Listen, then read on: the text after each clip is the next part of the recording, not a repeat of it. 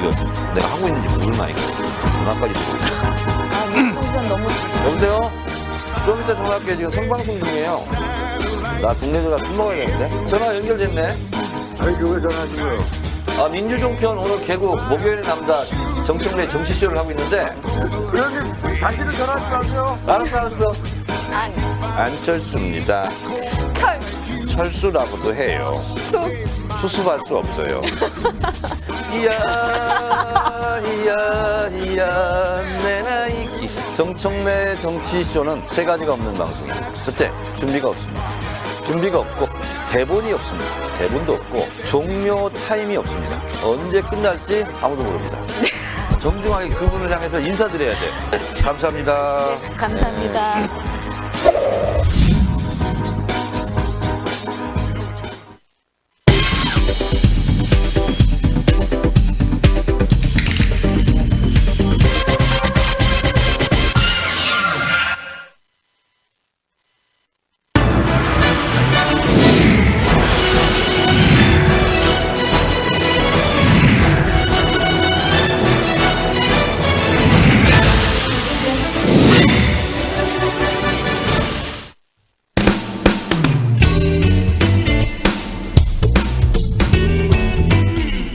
네, 시청자 여러분 안녕하십니까?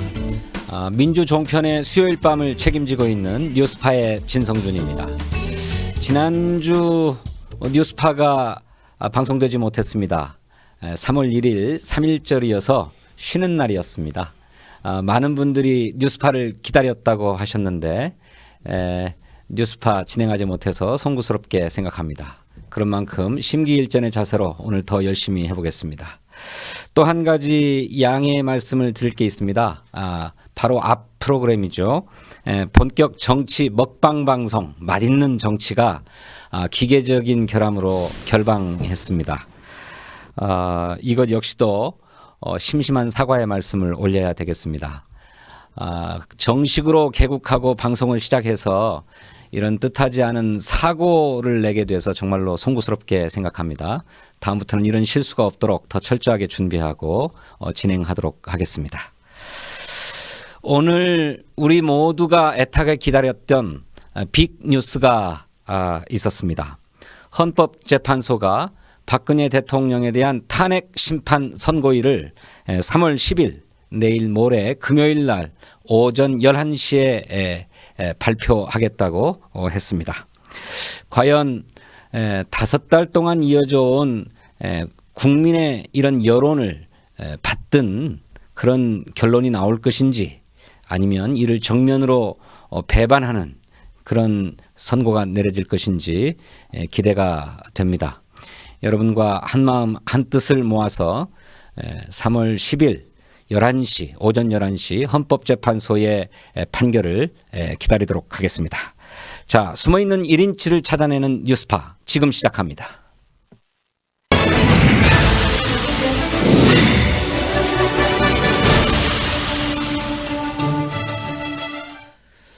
네, 오늘 또 칼날 같은 정치 분석을 해주실 두 분 모셨습니다. 민주종편의 바지사장 최재성 전 의원님 함께해 주셨어요. 그리고 더불어민주당의 당대표 특보단장 특별보좌역 단장인가요? 특보단장 김민석 전 국회의원님 함께하셨습니다. 안녕하십니까. 2주 만에 뵈니까 더 반갑습니다. 네. 2주 동안 바쁘셨어요? 좀 피곤해 보이시는 얼굴입니다. 예, 좀 피곤합니다. 예, 이제 백수 생활이 깊어지는 거죠. 네. 피곤기가 올라온다는 거. 더문캠에서 인재영입 위원장을 맡고 계시지 않습니까? 예, 위원장은 아니고요. 인재영입위원회가 공식적으로 설치된 건 아니고요. 네. 예, 뭐 사설 주문 형태로. 아, 그렇죠. 오늘 그래도 아주 귀한 분을 누구 주문이에요? 귀한 분을 캠프에 모셨더라고요. 네. 세계 여성의 날을 맞아서 네. 권인숙 교수 네. 모셨는데 뒷얘기 꺼내주실 게 있습니까? 문재인 대표하고는 이렇게 서로 이제 교분을 했다 그래야 되나요? 그런 네. 사이는 아닌데 꽤 오래 전에 네. 뵀었다 그러는데 네. 제가 이렇게 배석을 해서 두 분 만나시는데 이제 같이 네. 이렇게 자리를 했는데 문재인 대표님은 기억하는데 권인숙 교수님은 기억을 못해. 문재인 대표를 그러니까 그분이 만난 일이 있군요. 그러니까. 네. 그래서 그때는 권인숙 그 교수님이 문재인 대표보다 훨씬 더 유명했어요. 유명할 때가 아니었나 예. 싶고 그러면서 또 권인숙 사건을 맡았던 그때 이제 문기동 경찰이 예. 사실은 뭐 성을 추악한 혁명의 고문을 한 동으로 거죠. 이용하려고 한다라고 하면서 예. 무혐의로 네. 했고 권인숙 교수는 구속됐잖아요. 그렇죠. 그리고 우리 인권 변호사들 제야 변호인단들이 붙으면서 네. 결국은 문기동 구속에서 5년인가 살았지 않습니까? 네. 그래서 그때 이제 조영래 고인이 되신 조영래 변호사님 변호사. 얘기 네. 뭐 이런 거 이렇게 쭉 나누면서 네. 좀 가슴 짠한 그런 자리였어요. 예. 조영래 변호사가 또 돌아가시게 된 게 이제 한간에는 이런 게 이제 폐병 이쪽으로 했는데 사실은 87년 대선 때 야권이 분열되면서 네. 국민이 만들어준 직선제 네. 또 정권 교체의 찬스를 놓치면서 그때 굉장히 힘들어하시고 네. 그래서 그때부터 굉장히 이렇게 그러니까 병리적으로는 실제로 예. 폐가 안 좋으셔서 그런 것인데 예. 그것의 정신적이랄까 심리적인 계기나 원인은 그 대선의 패배, 87년 분열 그랬다는 얘기가 네. 네. 있죠. 그렇죠. 1986년 부천서 성고문 사건으로 아주 유명한 사건이죠. 그런데 네. 그때 그 조영래 변호사 얘기를 권인숙 교수님이 하시니까 문재인 대표께서 사실은 당신도 그때 한 달을 거의 기동을 못했다. 됐다. 그 정도로 그때는 이제 충격이 컸고 네. 이번에도 사실은 국민들이 만들어준 네. 그 촛불 정국과 조기 대선 네. 탄핵 이런 거 아닙니까? 네. 그래서 이번에 그런 것을 좀 더 이렇게 가슴 깊게 이렇게 어떤 책무감 이런 것을 문 대표도 얘기를 하시고 권인숙 교수께서도 그래서 이 힘을 보태겠다 네. 이제 이런 자리였습니다. 그래서 네. 저는 뭐 아무 말도 안 했지만 굉장히 뭐라 그럴까요? 아주 좀 의미 있는 숙연했군요. 아주 숙연했고 또 감동도 있었고 더 무거워졌고 네. 그런 책무감이 그런 그 자리였습니다. 기사로 그 정황을 네. 제대로 읽어보지는 못했는데 그냥 큰 저기만 네. 듣고 지금 말씀 들으니까 상당히 느낌이 있는 울림이 있는 그렇습니다. 네. 예. 네. 시간이었겠어요. 네. 네. 그래요. 그 부천서 성고문 사건 1986년 사건으로 기억하는데 제가 8호 학번이었으니까요. 대학 2학년 시절에 그 소식을 듣고 정말 경악했습니다. 어떻게 이럴 수가 있는가. 예. 학생운동 시위를 하다가 붙잡힌 젊은 여대생을 고문을 하면서 성고문을 한 것 아닙니까? 근데 그런 인권 유린의 수모를 겪고 오히려 인권 운동을 하는 여성 운동을 하는 이런 여성 운동가로 변신해서 우리에게 그 고통에 좌절하지 않는 또 다른 인간 승리의 모습을 보여주셨던 분이 아닌가 생각합니다. 우리 저 김민석 단장님 탄핵 전이긴 하지만 경선 후보들 간에 더불어민주당의 경선 후보들 간에 텔레비전 토론이 시작됐어요. 예, 그거 공정하게 관리하시느라고 신경을 많이 쓰실 것 같은데. 뭐 제가 관리하고 있는 것은 아니고 네. 당 그리고 뭐 선관위에서 네. 하고 있는데 이제 2차 공모 기간 네. 문제를 놓고 지금 이제 아직 쟁점이 하나 남아 있는 것이 있는데 네. 그건 말고는 어쨌든 어렵게 네. 또 그렇지만 다행스럽게 네. 현재까지는 오고 있어서 네. 다행이라고 생각을 하고 있습니다. 그러니까 네. TV 토론 횟수 문제라든가 이런 것들은 일단 지금 넘어가고 있는 것이고요. 예, 예. 그 오면서 보니까 지금 뭐 국민의당 같은 경우는 그 여론조사 네, 룰을 아직 넣냐 합의를 못 하고 마느냐를 있어요. 놓고 뭐 예. 경선에 참여하느냐 마느냐 이런 상황이던데 네. 이거는 뭐라고 해야 됩니까? 뭐 격세지감도 아니고 뭐 격당지감이라고 해야 되나? 하여간 예.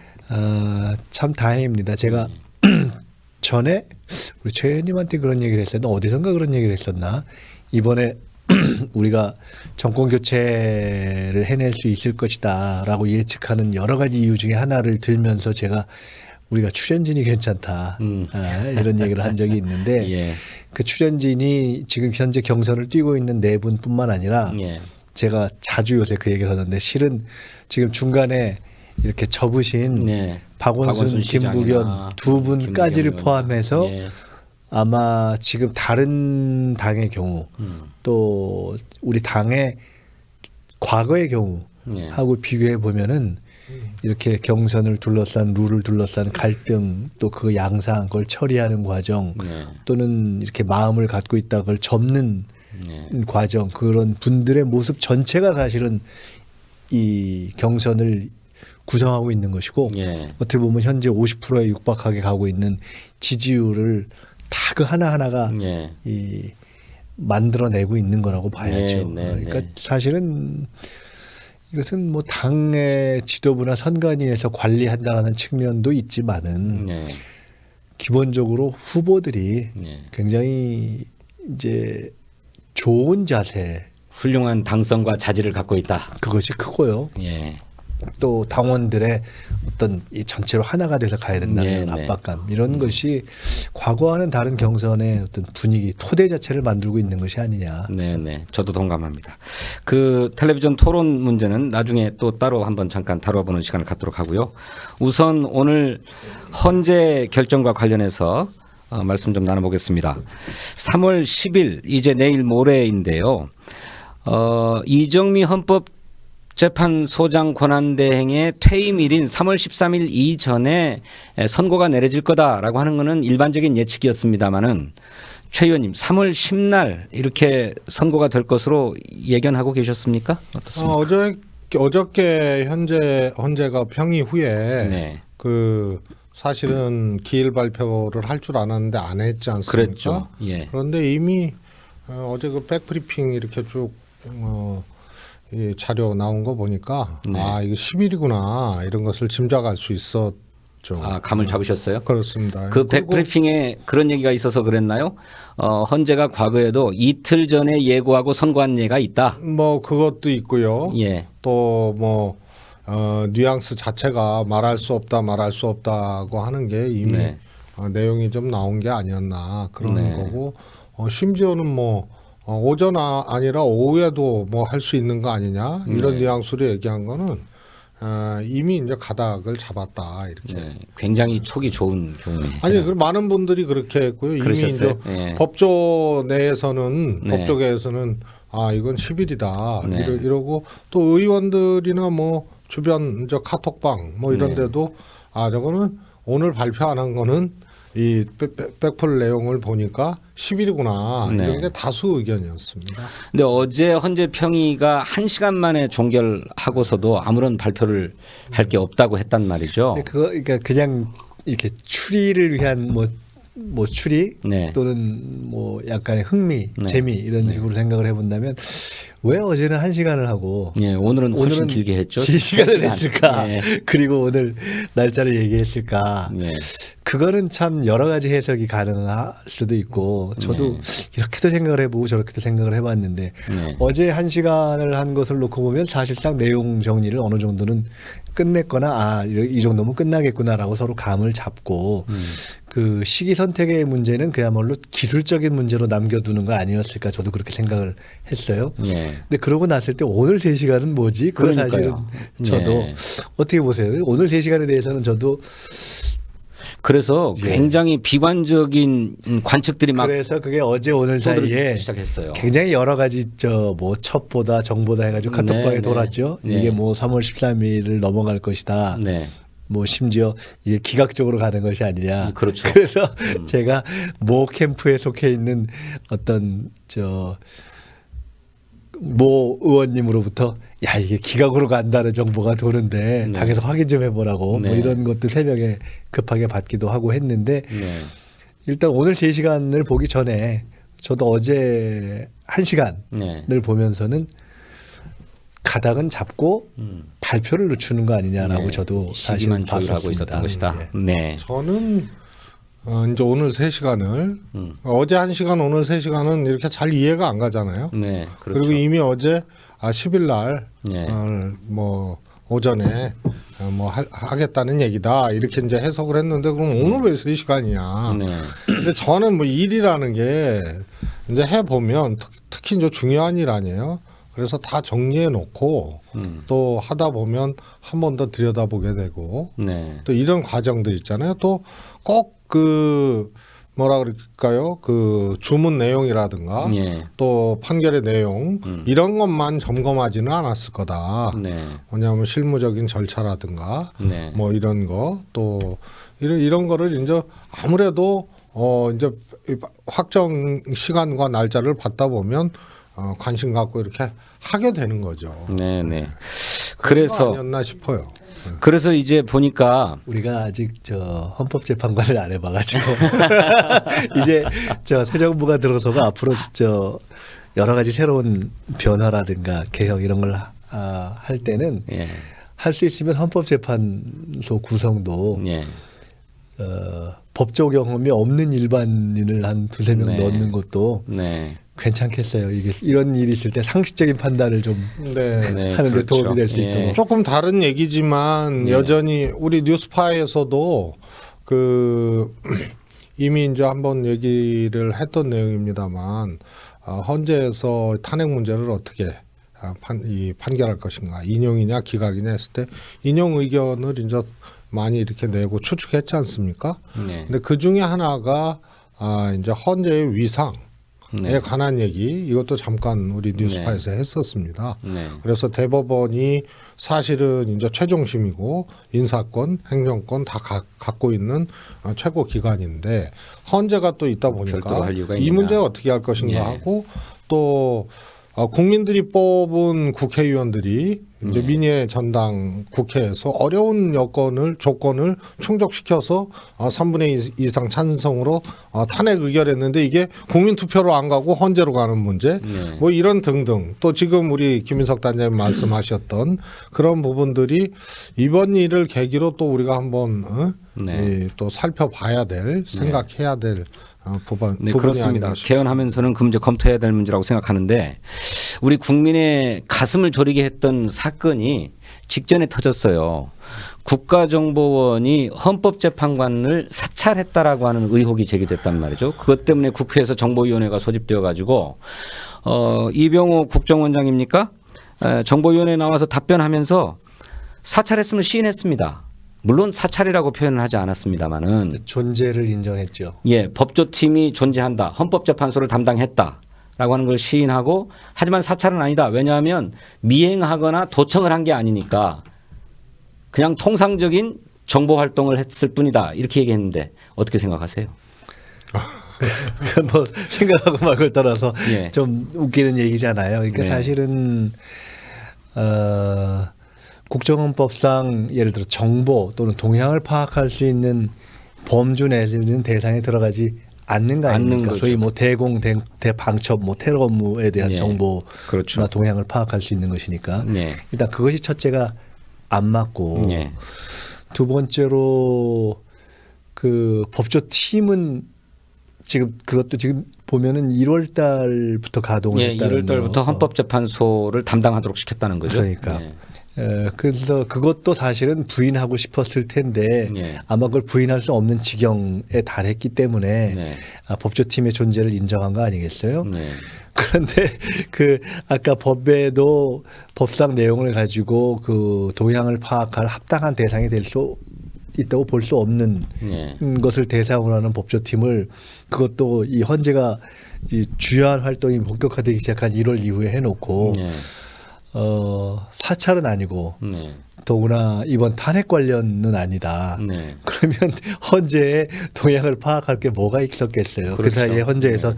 다른 사건을 다룬 것도 없고 예. 그 양반들이 보니까 뭐 다 휴일 반납해가면서 등산도 별로 안 가고 그런 것 같은데 예.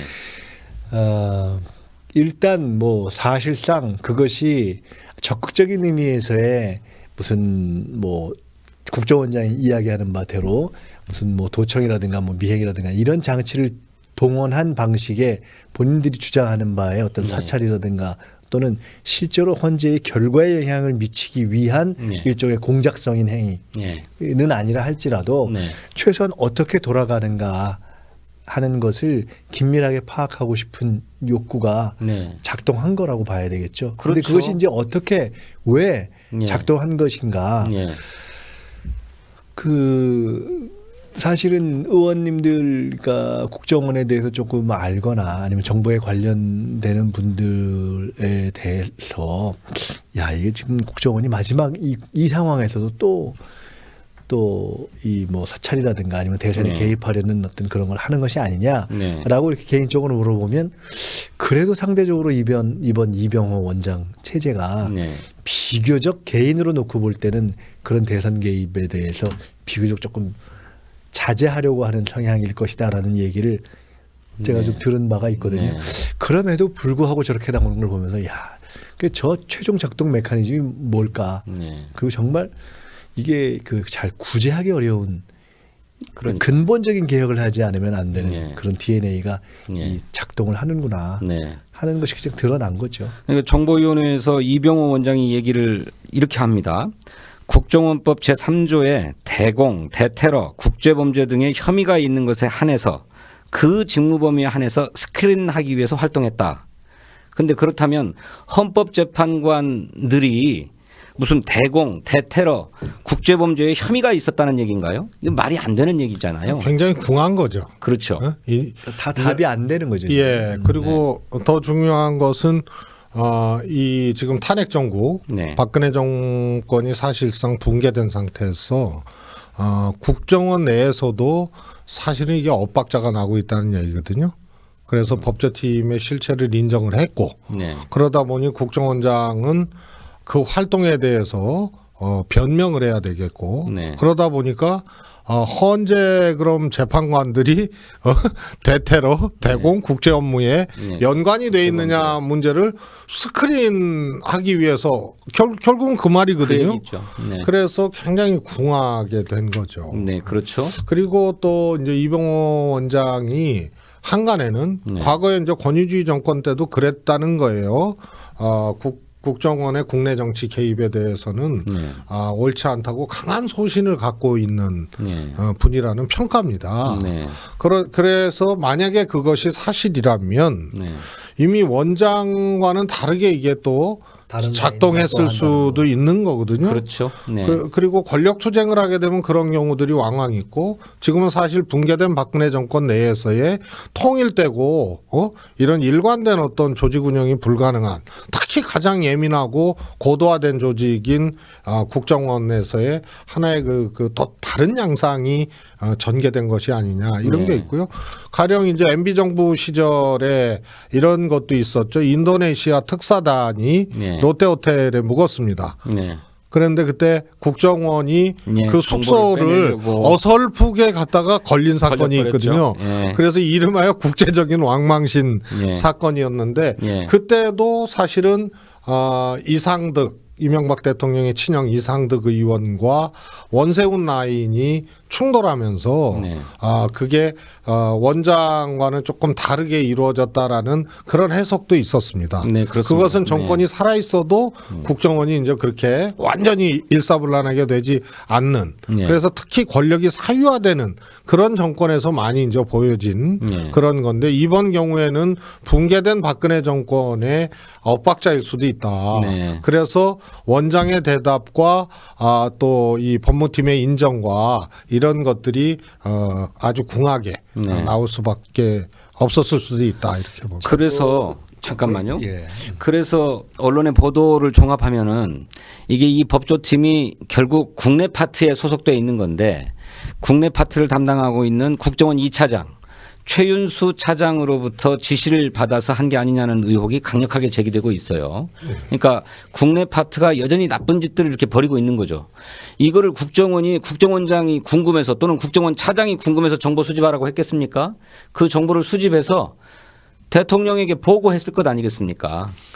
그러니 이거는 대통령의 최고 관심사에 대해서 정보를 수집해서 보고하려고 했던 것이고 대통령이 그런 정보, 그러니까 헌재 내의 그 심리와 관련된 동향을 알게 되면 당연히 영향을 미치려고 하지 않았겠어요?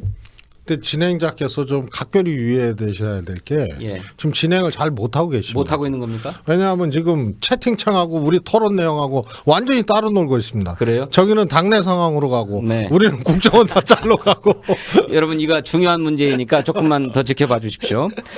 그래서 저는 대통령 선거 후에 민주당이 집권을 하게 되면 국가정보원을 반드시 개혁해야 된다고 생각하는데 네, 우리 김민석 단장님 어떻게 생각하십니까? 뭐 당연한 얘기고요. 네. 그 말씀으로 넘어가기 전에 딱 한마디만 네. 더 하면 네. 그래서 저도 우리 최 의원님하고 단정할 수는 없으나 진단을 비슷하게 하는데 네. 적어도 현재까지 알려진 수준에서의 이병호 원장의 개인적인 풍모나 네. 현재 탄핵 정국의 사실상 임기 말 레임덕 상황에서의 현재의 국정원이 움직일 수 있는 방식을 놓고 볼 때 저게 위에서 쫙 오다가 내려와서 일사불란한 방식으로 갔다기보다는 네. 그 내부에서의 다른 비선 내에서 움직였을 가능성이 많고 네.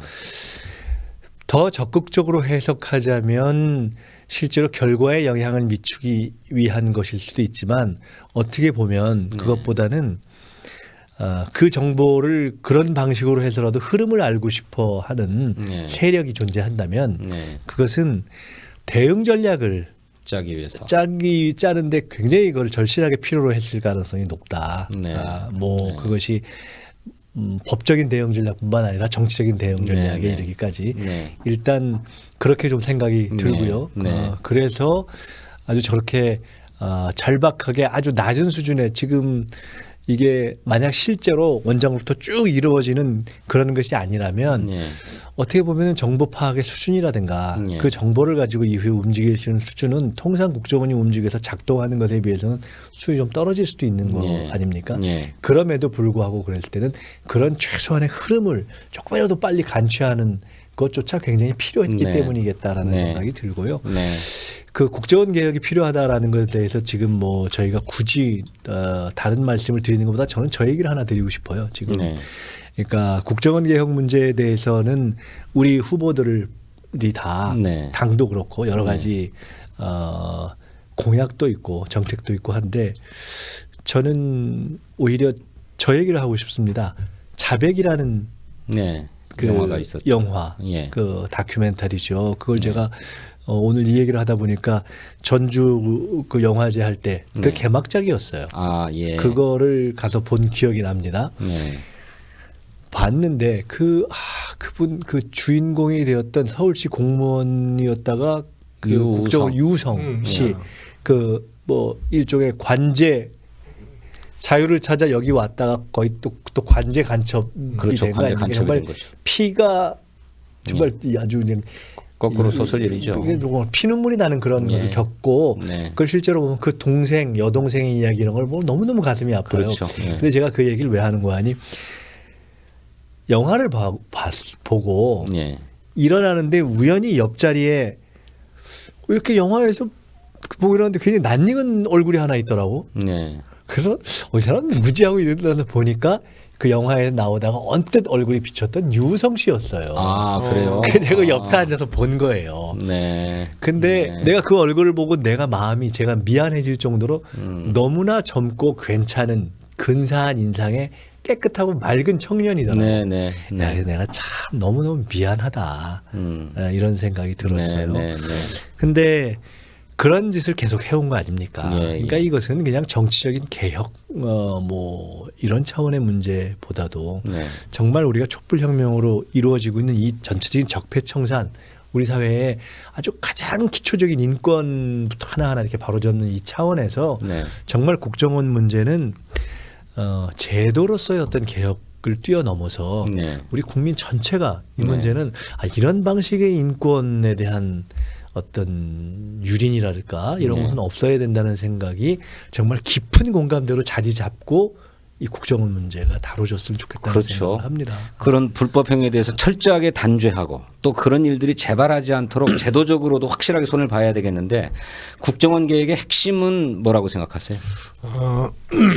우리가 이제 분단 상황 아닙니까 지금. 예. 그러다 보니까 국정원이라든가 안보 분야 예. 이쪽에 대한 국민들의 불안, 또 이제 역사적 경험, 네. 뭐 이런 것이 굉장히 그쪽을 비대화시켰고 네. 또 여러 가지 이제 국내 정치에 이용한다든가 활용한다든가 이런 것이 사실상 용인돼 왔던 그런 우리 궤적들이 있습니다. 예. 그래서 민주정부이기 동안에도 사실은 국정원 계획을 완료했다고 보기는 어렵죠. 그렇죠. 정권 뺏기고 다시 과거로 회귀했고요. 그래서 첫 번째로는 의회의 통제 기능 네. 이런 거 매우 중요하다. 네. 그래서 미국 정보위 같은 경우는 사실은 평생 하거든요. 네. 평생. 네. 그래서 바뀌질 않죠. 네. 그리고 정식 상임위가 돼 있고. 돼 있고. 근데 의원들이 이제 정보위만 하려고 안 하니까 네. 업무가 국정원 안 하니까 네. 이 이제 또 다른 어떤 뭐 예결위하고 이렇게 연계해서 네. 이동하지 않는 상임위. 그 대신 의원들도 다 보안 지키고 네, 그렇게 그렇게 하죠. 네. 그러니까 예산도 들여다보고 네. 사실 집행의 얼개도 네. 들여다보게 되는 거죠. 근데 우리는 전부 인건비까지 포함해서 국정원 예산 자체가 총액으로 전부 그냥 넘어가잖아요. 총액이 특수활동비입니다. 네. 그래서 영수증도 모두 필요 없고요. 또 네. 국정원 직원 뭐 이름부터 뭐 일단 공개가 안 되니까 누구에게 얼마 갔는지 전혀 안 되는 거죠. 그래서 이거는 좀 의회 감시와 통제. 예, 의회 감시와 통제를 기준으로 네. 예산 네. 이런 것을 조금 이렇게 변화시켜야 된다. 그리고 김인석 단장님 말씀하셨던 네. 조금 더 뿌리 깊은 국정원도 국정원의 문화가 있습니다. 네. 이 문화를 바꾸기 위해서 네. 역시 민주정부에서 네. 이런 문화를 바꿔나가는 일을 해야겠다. 네. 이런. 근데 네. 아니 제가 우리 바지 사장님 아까 그 네. 뭐 지적을 듣고 네. 그 날카로운 지적을 듣고 제가 좀 봤더니 예. 역시 저희가 얘기하고 있는 중에도 역시 오늘의 주제는 김종인 전 김종인 대표 탈당. 탈당입니다. 네네 그 얘기 해보겠습니다. 여러분 조금만 기다려 주십시오. 자 그래서 이제 곧 탄핵 결정이 내려지게 되는데 뭐 이미 다 예상하고 있습니다만 탄핵은 인용될 것이다. 다 그렇게 봅니다. 그런데 탄핵 인용의 표결 결과가 어떻게 될 것이냐라고 하는 것이 국민들이 좀 관심이 있어요.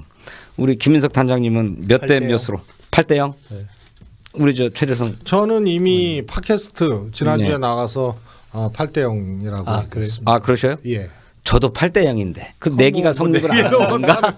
여러분들은 어떻게 우리 생각하십니까? 그러게요. 저희들은 8대 0으로 8대 빵으로 탄핵 인용이 결정될 것이다 이렇게 생각합니다. 예, 심기준 국회의원 축하함이 올라왔네요. 예, 그렇죠. 8대 0, 8대 0 뭐. 네. 이미 관심사가 아니에요, 네. 여러분들의. 좋습니다. 여기까지 하고 6대 2 나왔습니다. 6대 2. 6대 2도 나왔습니까? 네. 6대 2, 7대 1도 7대 잠깐 1. 나오는군요. 네. 지는 거는 없네요. 네, 좋습니다. 기각은 없네 그래도. 좋습니다.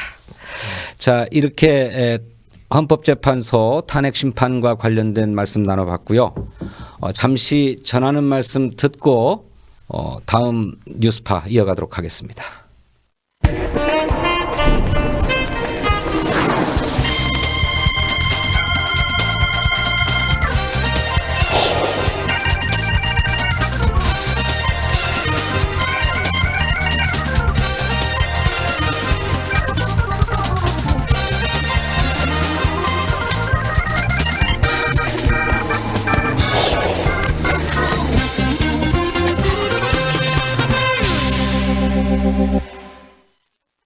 얼굴이 김대중 대통령을 좀 닮았네. 아주 구릿빛이네. 이라고 했는데 부리가 예. 화학도가 뭔지 알아요? 그게 아니 화학이 뭔 소리? 아, 또 이거 내가 하고 있는지 모르는 아이가 전화까지 들어오고. 민통선 너무 여보세요? 좀 이따 전화할게요. 지금 생방송 중이에요. 나 동네 전화 술 먹어야겠는데? 전화 연결됐네. 저희 교회 전화하시고요. 아, 민주종편 오늘 개국 목요일의 남자 정청래 정치쇼를 하고 있는데 그러니 당신은 전화하지 마세요. 알았어. 아니 안철수입니다. 철수라고도 해요. 수습할 수 없어요. 이야 이야 이야 내 나이. 정청래 정치쇼는 세 가지가 없는 방송입니다. 첫째, 준비가 없습니다. 준비가 없고 대본이 없습니다. 대본도 없고 종료 타임이 없습니다. 언제 끝날지 아무도 모릅니다. 정중하게 그분을 향해서 인사드려야 돼. 감사합니다. 네, 감사합니다.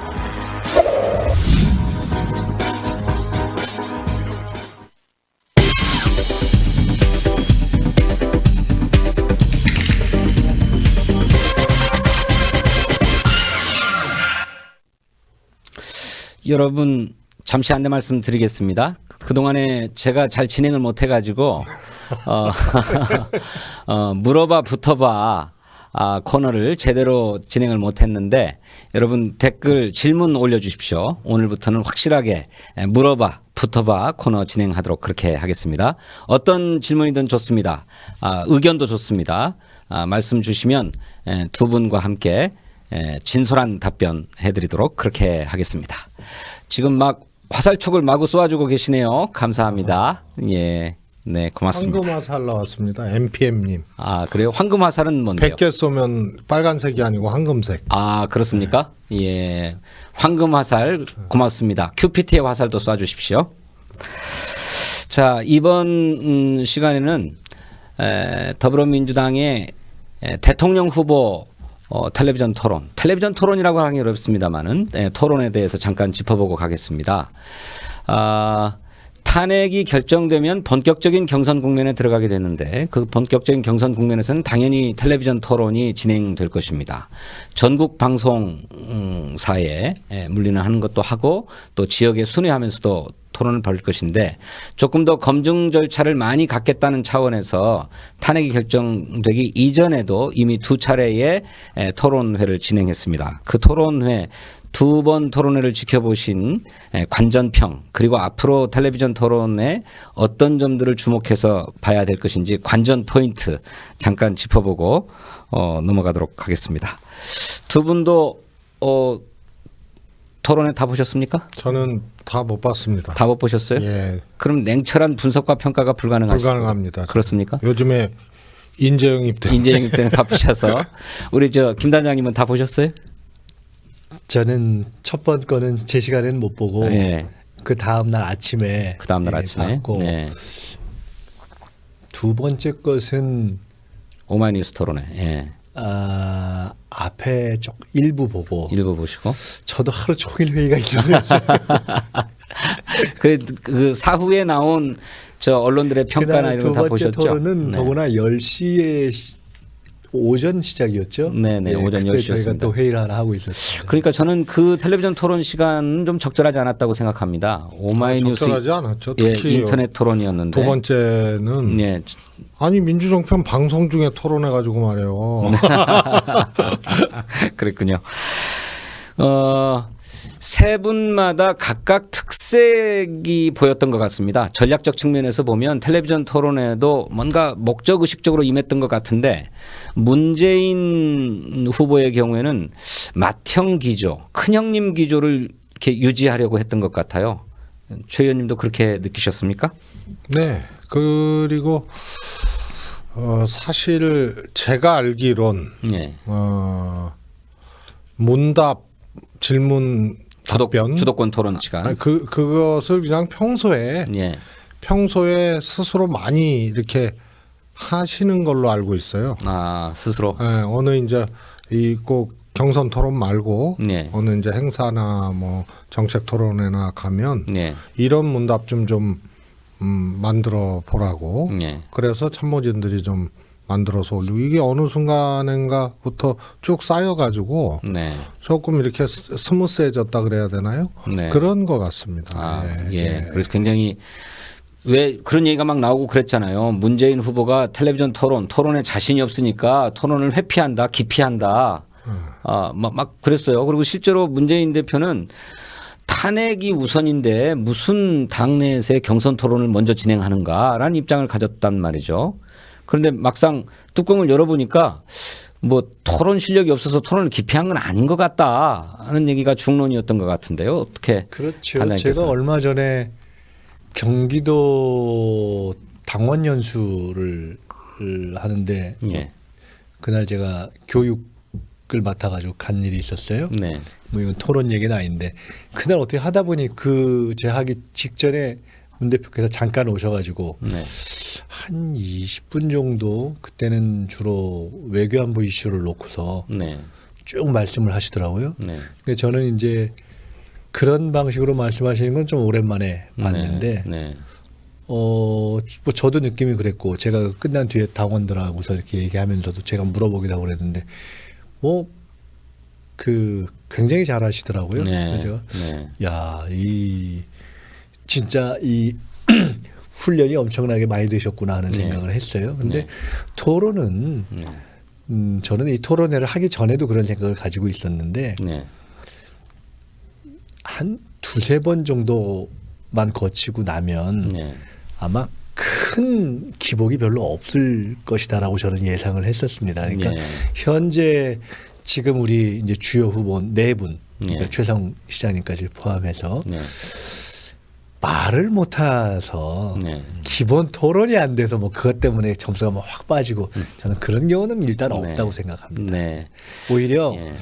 아마 판단을 주로 이런 걸로 할 겁니다. 그 우리가 전문가들의 얘기를 들어보면 옛날에 뭐 이게 아주 고전적으로 얘기되는 게 네. 저 닉슨과 케네디의 그 토론 첫 TV 토론 뭐 예. 얘기부터 시작해서 도대체 과연 TV 토론에서 유권자들 또는 시청자들이 점수를 주는 게 뭐냐 뭐부터 시작해서 논의가 많지 않습니까? 네. 근데 의외로 토론을 할 때 사람들이 비중이 많이 가는 점수가 많이 가는 게 목소리라는 거거든요. 목소리. 음성. 네. 음성. 내지는 뭐 태도 태도. 뭐 가령 이런 거거든요. 네. 네. 그래서 문재인 대표의 경우는 그리고 또 하나는 소위 토론을 할 때 누가 더 논리적으로 얘기를 잘 하는가 네. 또 공격적으로 하는가 꼭 그걸로 점수가 나오지도 나오는 것은 않습니다. 않죠. 네. 저희도 네. 그러니까 제 자신의 경우를 포함해서 네, TV 네, 토론을 그렇죠. 하거나 이렇게 해보면 네. 스스로는 잘했다고 생각하는데 네. 그게 나중에 끝나고 나서 지켜본 사람이 점수를 줄 때 꼭 네. 잘했다고 보지 않는 경우가 있어요. 그렇죠. 실제로 정치권에서는 우리 김민석 의원님이 이명박 서울시장 후보하고 벌였던 토론을 가장 원사이드하고 가장 일방적으로 박살을 낸 토론으로 기억을 하죠. 근데 그게 이제 제가 나중에는 네. 그것을 이렇게 하는 게 아니었는데라고 네. 생각을 했었. 그러니까 제가 네. 지금도 훨씬 젊을 때 얘기입니다. 그렇죠. 예. 근데 지금도 예를 들어- 젊으세요. 그러니까 지금보다 훨씬 그게 젊을 어릴 때. 말씀드렸죠. 그러니까 그렇게 토론이 꼭 공격적이다 아니면 말이 그러니까 기본적으로 말이 똑똑 떨어지고 논리적인 건 굉장히 중요하지만 네. 네. 제 말씀은 그것만으로 유권자가 보면서 평가가 되지는 않는다. 않다. 보다 전체적인 네. 어떤 인성이라고 할까 전체적인 네, 느낌을 느낌. 보기 때문에 네. 그래서 그런 점에 있어서는 정리한다면 기본 토론 실력은 저는 다 있다고 본다. 네. 네. 일단. 네.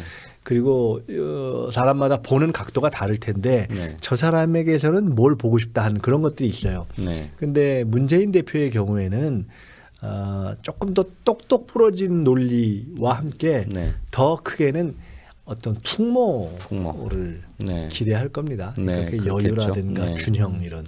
실제로 그래서 호평을 받았던 것 같아요. 첫 토론회 때 안희정 지사와 이재명 시장의 질문이 문재인 대표에게 다 집중됐거든요. 그래서 17분간 주도권 토론을 하는데 15분 가까이를 그렇게 썼어요. 그래서 최성 후보에게 질문이 안 되니까 문재인 후보가 첫 번째로 최성 후보에게 질문을 하면서 시간을 많이 써주었죠.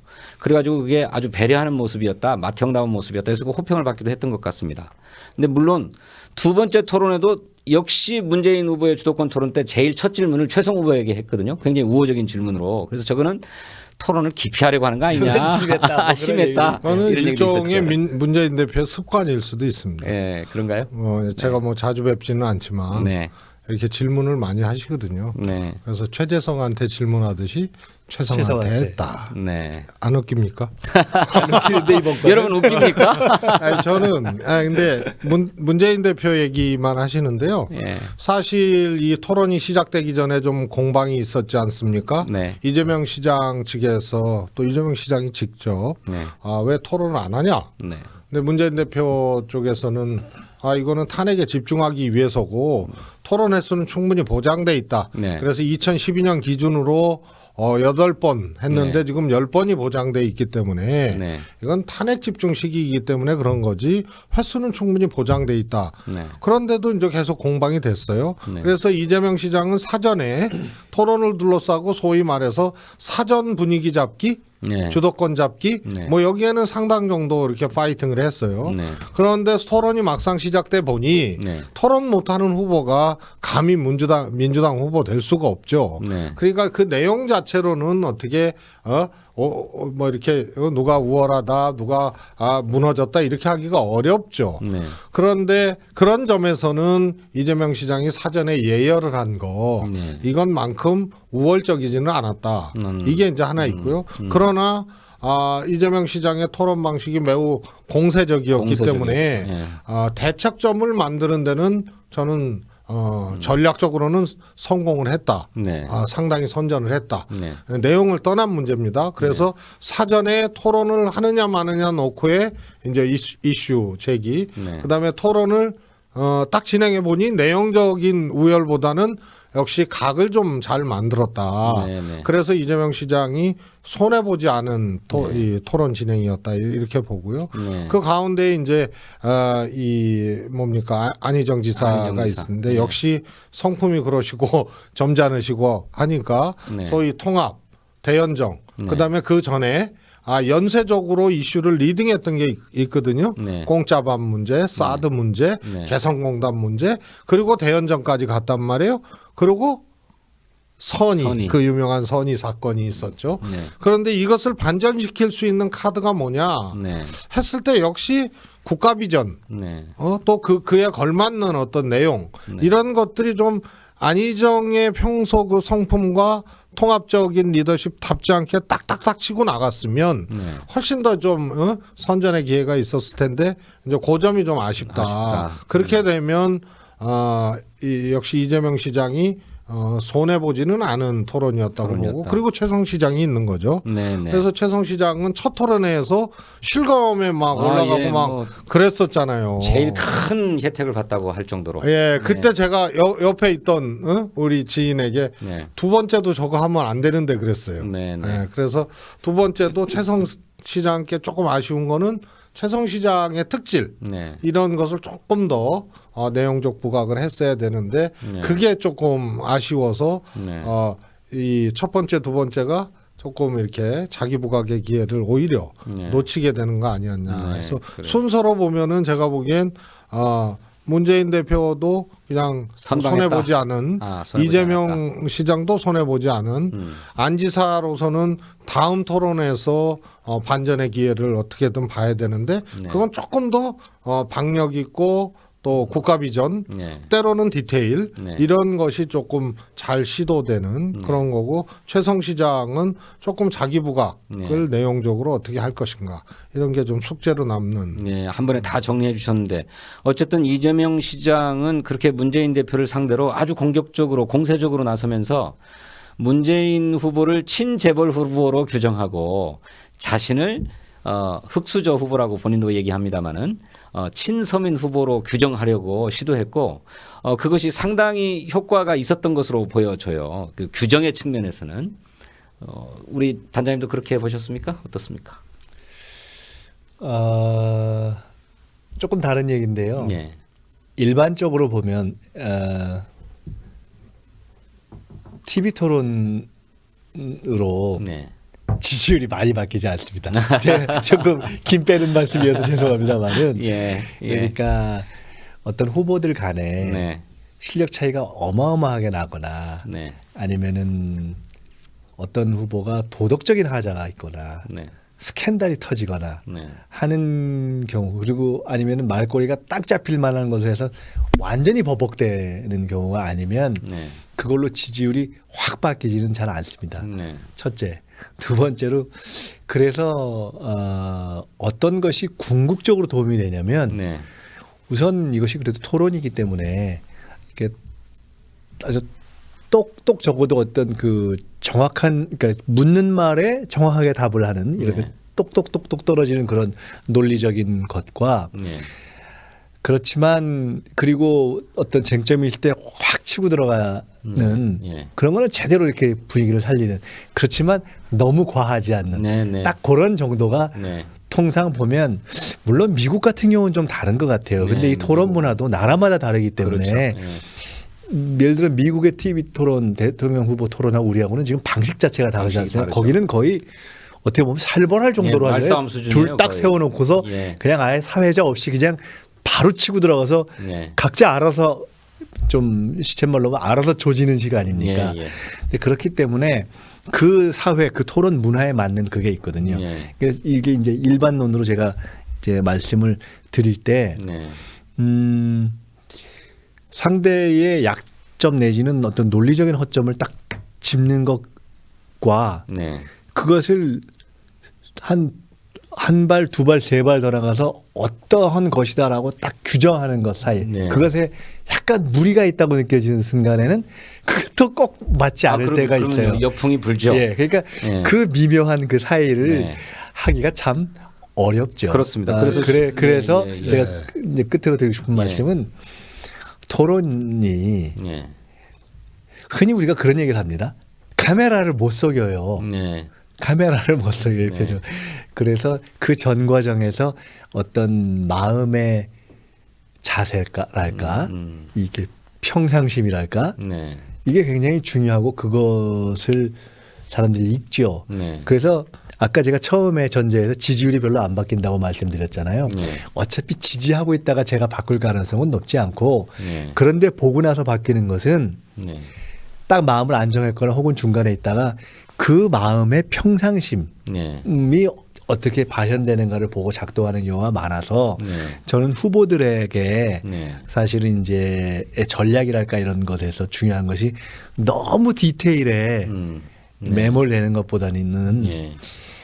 이 대통령 같은 마음가짐을 딱 갖고 예. 들어가서 예. 이렇게 토론을 해가는 것이 네. 10번을 끝났을 때는 저는 최종 득점에 도움이 될 것이다. 일단 네. 저는 그런 좀 말씀을 드리고 그런 싶어요. 것 같아요. 네. 실제로 2차 토론회에서 이재명 시장이 준조세 금지법 문제와 관련해 가지고 문재인 후보를 아주 심하게 몰아세웠는데 예 아니오로 답해라라고까지 해가면서 그건 오히려 안희정 지사에게 나중에 지적을 받기까지도 하는 이런 뭐 역풍도 있었다고 생각합니다. 한 말씀 드릴까요? 예, 한 말씀하시죠. 예. 그 전에 이제 아까 그 이제 이 후보자들의 상태, 평정심 뭐 예. 이런 거 말씀하신 평상심. 매우 중요하죠, 매우. 그래서 예전에 아주 재밌는 기억인데 그 조금 보수적인 학부모 단체 하고 교육 문제로 제가 토론 한번 할 기회 있었는데 네. 처음 나오시는 거예요, TV 토론은. 근데 굉장히 맹렬한 분입니다. 네. 우리 이제 뭐 좀 야당 또 진보 쪽에는 뭐 참교육 학부모회가 있다면 거긴 좀 보수적인데요. 네. 그런데 처음 나오는데 안색이 이상해. 근데 굉장히 맹렬한 분이라서 곤혹스러운 그런 분이죠. 그래서 네. 경기하라고 막 그랬는데 그래서 제가 화장실 다녀오시라고 네. 그랬더니 바로 갔다 오시더라고요. 그러다가 이제 방송 시작하기 전에 제가 네. 또 귓속말을 했어요. 네. 방송 시작하더라도 한 사람이 상대방이 토론하면 네. 투샷을 잘 안 잡으니까 네. 이렇게 화장실 혹시 갔다 오실 일 있으면 살짝 신호하고 갔다 오시라고. 근데 정말로 갔다 오신 거예요. 네. 그러니까 긴장을 엄청 하신 거지. 네. 그리고 제가 얘기하면 다 동의했어. 그 맹렬한 반대쪽의 아. 학부모 단체인데. 아, 그래요. 네. 그리고 그래서 그런 거. 그다음에 유시민 전 장관님이 있죠. 네. 그야말로 토론의 아주 내용도 좋고 잘하는 분인데 토론이 끝나고 나면 그 당시에 네. 정치인 유시민 시절에 네. 끝나고 나면 왠지 내용에서는 압도하고 네. 잔상, 느낌, 선호 이런 데서는 오히려 그때 네. 당시에 뭐 네, 지금하고는 다르죠. 지금은 뭐 훨씬 그리고 더 이제 지난번에 원태지였죠. 탈당 사건 때 제가 이제 사무총장, 총무부장 시절에 JTBC 토론이 있었습니다. 네. 아무도 안 나가려고 그런 거. 우리는 거의 분당 사태, 탈당 사태 이러니까 그걸 막 탈당이 진행되고 있는데 맹공을 해버리면 그러면 니네 아직도 패권적이다 혹은 네. 정신 못 차렸다 뭐 이런 이제 역풍이 불까봐 저는 말을 못 하겠고. 네. 근데 유시민 장관은 완전히 내용은 오히려 별로 얘기 안 하고 그때 새누리당 그다음에 당시 국민의당 이제 준비하는 그다음에 저 유시민 장관은 그냥 진보당 아니 저 정의당인데 그냥 작가 유시민. 근데 그거를 스무스하게 이렇게 조율하면서 하니까 예. 내용적으로는 본인은 주장도 별로 없고 충돌도 없는데 예. 야 이게 과거에 내용 좋고 점수 잃었던 유시민과 예. 내용은 별로 얘기 안 하고 그야말로 형 같은 네네. 그걸 느꼈습니다. 맞습니다. 그저 안희정 지사가 2차 토론 때 사드 문제로 주도권 토론을 하는데 바로 그런 모습을 보여줬어요. 예. 자기 견해도 있으면서도 문재인 대표와 이재명 시장의 각각의 그 차이점들을 드러내고 뭐 이러면서 토론을 주도한다는 느낌을 줬습니다. 네. 자, 그렇게 봤는데 앞으로도 텔레비전 토론은 많이 남아 있습니다. 이제 2번 토론을 진행했고 앞으로 탄핵 이후에 3월 14일 오후 2시에 진행이 됩니다. 지상파 방송사 4개, KBS, MBC, SBS 또 OBS의 YTN까지 합동으로 토론을 진행하게 돼 있고요. 3월 17일에는 종합편성 채널 종편 5개사가 합동으로 진행을 하는 종합토론도 예정되어 있다. 그 뒤에 3월 19일에는 KBS, 3월 21일에는 MBC 토론이 예정되어 있고요. 3월 24일부터 전국 순회 경선에 들어가는데 그 순회 경선에 맞춰서 지역별 TV 토론도 진행된다. 모두 8번이나 남아 있고 텔레비전 토론을 통해서 지지율이 바뀌지는 않을 거다 이런 말씀 주셨는데 이 상황을 어떻게 극복하기 위해서 지금 2위 싸움을 치열하게 벌이고 있는 이재명 또 안희정 후보가 어떤 전략으로 나올지 또 아직 후발 주자인 최성 후보가 어떤 전략으로 나올지 관심을 갖고 지켜봐 주시기를 부탁드리겠습니다. 이렇게 TV 토론 2번째 이슈까지 끝내고요. 아까 말씀드린 대로 물어봐 붙어봐 시간을 잠깐 진행하고 그다음에 3번째 한 이슈에 말씀만 들어가겠습니다. 추가해 한 말씀 드리면 하시겠습니다. 오해의 소지가 있을 것 같아서 제가 네네. 아까 드린 말씀을 우리 진성준 의원님이 다시 한번 확인을 해주시면서 TV 토론을 통해서 그래서 지지율이 바뀌지 않는다. 제가 바뀌지 않는다는 것이 아니고 네. 통상적으로 이렇게 어떤 사안 하나하나에 있어서의 논전, 네. 그러니까 논박의 결과 예. 누가 또는 쌈박한 논쟁 네. 그걸로 잘 바뀌지는 않는다. 예. 이 주는 전체적인 느낌을 어떻게 그 네. 마음을 잡느냐. 뭐 선거라는 것도 그런 거 아닙니까? 똑같은 네. 거 아닙니까? 네, 옳습니다. 마음을 어떻게 잡느냐. 속보가 저럴 리가 없는데 김병준은 의원이 아니고 일부 교섭단체 형성 저건 속보일 수가 없는데 그러네요. 예. 전혀 잘못 올라온 것 같습니다. 네. 자, 이제 물어봐 붙어봐에 올라온 질문들 소개하고 솔직한 답변 들어보는 시간 갖도록 하겠습니다. 키키카카 님께서 문캠의 여성 청년층을 더 많이 투입해 주세요. 지금 남성, 올드, 호남 위주인 것 같아요. 이런 지적 주셨는데 인재 영입 담당하고 계시는 우리 최재성 의원님께서 답해 주셔야 될 것 같습니다. 예, 올드했습니다. 네. 그리고 여성이 턱없이 안 보입니다. 네.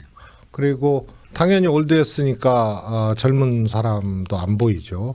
그래서 이게 굉장히 큰 몸집의 선대위에서 나타날 수 있는 현상인데요. 저는 조금 뭐 우려까지는 뭐 모르겠습니다만 네. 좋은 것은 아니다. 그건 분명하다. 그럼 그거 몰라서 저렇게 했을까? 네. 그런 생각이 듭니다. 알고도 저렇게 했다면 그건 캠프 자체가 좀 네. 이 교정해야 될 점들이 근본적으로 있는 것 아니냐 네. 그런 생각이 들고요. 네. 그래서 인재 영입의 주요한 뭐라 그럴까요? 방향 네. 중에 하나도 그렇고요. 네. 오늘 이제 권인숙 교수님 영입으로 아마 여성 영입은 상당히 보강될 네. 그런 것이고요. 그래요.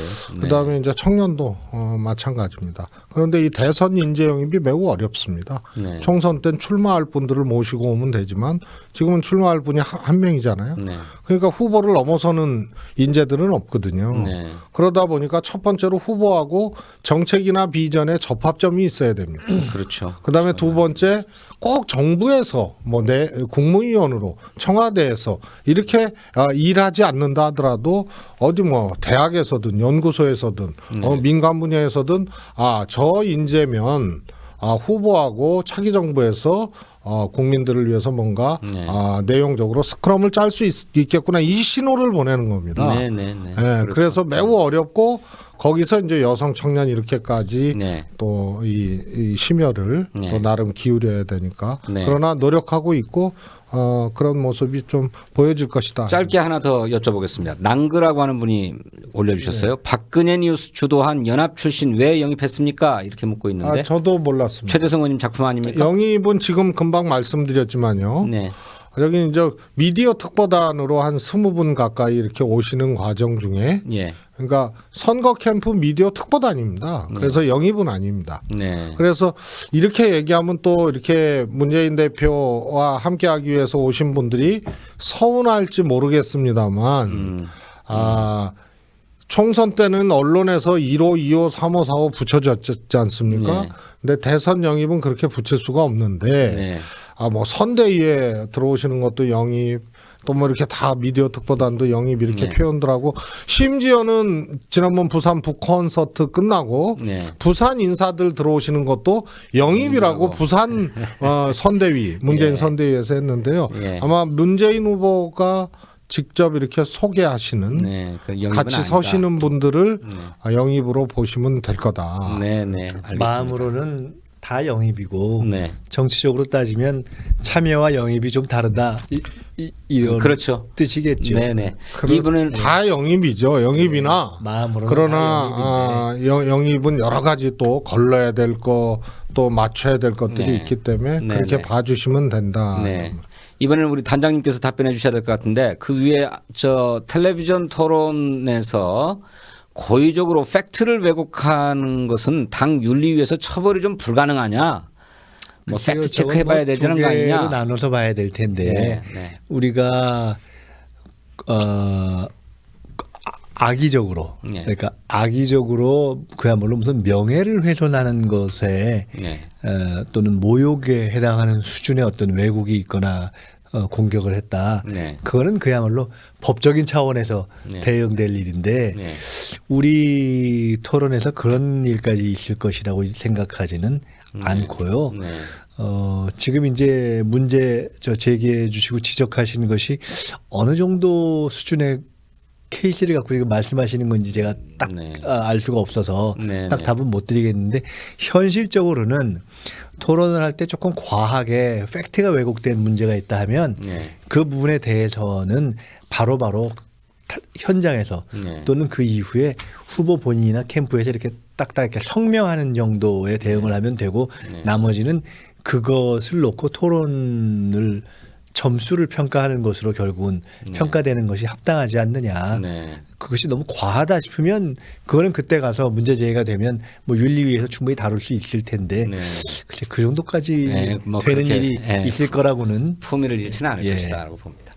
그다음에 초콥이라고 읽습니까? CHOCOP 초콥 아이디 쓰시는 분이 대선 기간에 검찰이 수사를 열심히 하기 어려울 거다 이런 얘기가 왜 나오는 거냐 이렇게 묻고 있어요. 단장님 실제로 이거 그렇죠. 특검이 이제 수사 기간이 끝나고 검찰로 넘어갔는데 넘어가서 이제 인용이 검찰이 되면 제대로 할 바로 거냐. 이제 뭐 기각이 됐을 경우를 생각하면 뭐 더 말할 필요도 없는 거고요. 네네. 그럴 때는 당연히 저런 것이 나올 나오는 수가 거죠. 있고 네. 근데 이제 인용이 된 상황에서도 혹시 저런 우려가 있는 것이 아니냐. 네. 그렇지 않아야 하고 네. 또 반론으로 이야기한다면 저것은 검찰의 어떤 정치적 중립이라든가 대선에 영향을 미치는 것과는 별도로 예. 현재의 상황이 시작된 본령이 있기 때문에 네. 수사는 수사대로 철저하게 하는 것이 맞고 네. 다만 저런 우려가 나오는 것은 그다음에 약간 생각해 볼 수 있는 굳이 근거를 제시한다면 네. 어쨌거나 보수 세력의 입장에서는 네. 박근혜 대통령 현재 게이트에 관련한 수사 자체가 보수 세력이 후보를 내고자 할 때 그 치러낼 선거에 영향을 미친다라고 보거나 주장할 수 있기 때문에 네. 그런 항의에 기초해서 그것을 받아들이면 예를 들어 과거 대선의 경우에 대선 후보와 직접적으로 연관이 있을 수 있다 싶은 네, 것은 네. 미룬 대선 경우가 이후로 미룬 있거든요. 경우가 있죠. 네. 그런 예측 때문에 아마 저런 얘기가 나오는 것이 아닌가 싶습니다. 그런데 지금 우선 검찰은 그런 정치적 고려 없이 열심히 수사하겠다는 입장을 보이고 있는 것은 사실 아닙니까? 그래서 뭐 특별수사본부도 꾸리고 1차 수사를 했던 서울중앙지검장에게 다시 그 수사본부장을 맡기고 뭐 이랬는데 솔직히 말씀드리면 꼭 그렇게 할 것이다라고 단정하기는 어려울 쉽지 것 않고 같다. 네. 그러나 탄핵이 인용 될 것이고 네. 또 돼야 하는 그런 상황에서는 네. 저는 훨씬 더 검찰이 수사를 그 이유까지를 생각해서라도 네. 또 조직의 어떤 위상을 생각해서라도 네. 적극적으로 임할 수밖에 없는 환경이 네. 형성될 것이다 이렇게 봅니다. 그렇죠. 실제로 수사를 흐지부지 어영부영했다가는 검찰이 그냥 송두리째 박살나는 경우도 상정해 볼 수 있는 것이니까요. 자, 파랑수혜님이 추호 선생 따라서 탈당하는 사람 있을까요? 이렇게 묻고 계시는데 다음 주제가 김종인 전 대표의 탈당입니다. 그때 다뤄서 말씀 나눠보는 걸로 하고요. 국민의당 경선 룰 갈등에 대해서도 한마디 말씀하시는데 타당 얘기에 대해서 이제 뭐 하지 않는 걸로 하겠습니다. 이상으로 제가 조금 지나간 예. 질문들 좀 메모해 놓은 거 해놓으신 거 있으세요? 좀, 예, 짧게 답변해 예, 주십시오. 이게 시간이 또- 모자라요. 예, 민주종편의 미래와도 관련된 거니까요. 예. 하나는 후원 계좌 언제 엽니까? 굉장히 망설여 왔습니다. 다 준비해 놨는데 예. 우리 당의 대통령 후보들 또 후원하시느라고 또 바쁘시고 해서 이 눈치 네. 저 눈치 보다가 네. 탄핵하는 날 예. 열겠다라고 오늘 결정을 했습니다. 이 회의에서. 그러셨어요? 네네. 그래서 민주종편. 금요일 날 예. 탄핵 결과 난 이후에 예. 기각이면 기각인 대로 그건 예. 뭐 그럴 리는 없는 거죠. 그래서 다시 힘을 내야 되니까 또 인용되면 또 길고 멀게 보고 민주정편이 또 나가기 위해서 예. 계좌를 연다. 후원 예. 계좌를 연다. 예. 그날 역시 특집 방송도 예정돼 있죠. 지금 예정돼 있습니다. 오전 탄핵 10시부터 결정. 예. 오후 한 2시나 3시까지 네네. 예정돼 네. 있습니다. 네네. 생방송입니다. 생방송. 현장 연결 생방송. 그러니까 저 헌법재판소의 소식은 민주종편에서도 보실 수 있다. 그렇습니다. 전문 그리고 분석과 이번에 함께. 현장팀이 보강이 돼서 예. 계속 인건비 올라가고 있습니다. 민주정편. 그래서 그날 처음 네. 아주 베테랑입니다. 네. 우리 또 잘 아시는 옛날에 시사 투나잇 네. 또 팟캐스트 이런 거 많이 이렇게 하셨던 경험 있는 분인데 네. 첫 출동하셔갖고 하고요. 네. 아마 팩트 TV하고 콜라보로 이렇게 진행할 가능성이 큽니다. 네, 그러시군요. 그 다음에 또 하나가 예. 문재인 대표께서 오늘 권인숙 교수 영입하면서 예. 영입사에서 예. 공약으로 걸기는 어렵지만 50% 국무위원 내각 동수구성. 내각 동수구성 얘기하셨는데 네. 정확한 워딩은 예. 그 권인숙 교수 만났을 때도 이제 그런 말씀을 하셨습니다. 예. 정말 노무현 전 대통령도 굉장히 그 여성 네. 국무위원에 대해서 강력한 의지를 갖고 계셨고 네. 비서실장이던 본인도 그랬는데 네. 굉장히 찾기 어려웠다. 그래서 이것은 책임질 수 있는 자세도 중요하지만 책임질 수 있는 말을 해야 되기 때문에 네. 오늘 공약으로 하기에는 굉장히 어려운 구석이 있으나 동수 구성하기 위해서 최선을 다하겠다라는 의미 있는 말씀을 하셨다. 이렇게 예. 좀 정확한 거는 50% 여성 내각이라고 확정적으로 말씀하신 것은 아니다. 네. 이런 말씀 드리겠습니다. 그다음에 뭐 왜 바지 사장이냐 이런 질문도 있었는데 예. 네. 바지니까 바지. 이 민주종편 대표이사로 공식으로 등록된 분은 김현 전 국회의원이시고 그렇죠? 결국 바지를 만드시는군요. 바지의 증거를 이렇게. 네, 여기까지 물어봐 붙어봐 시간이었습니다.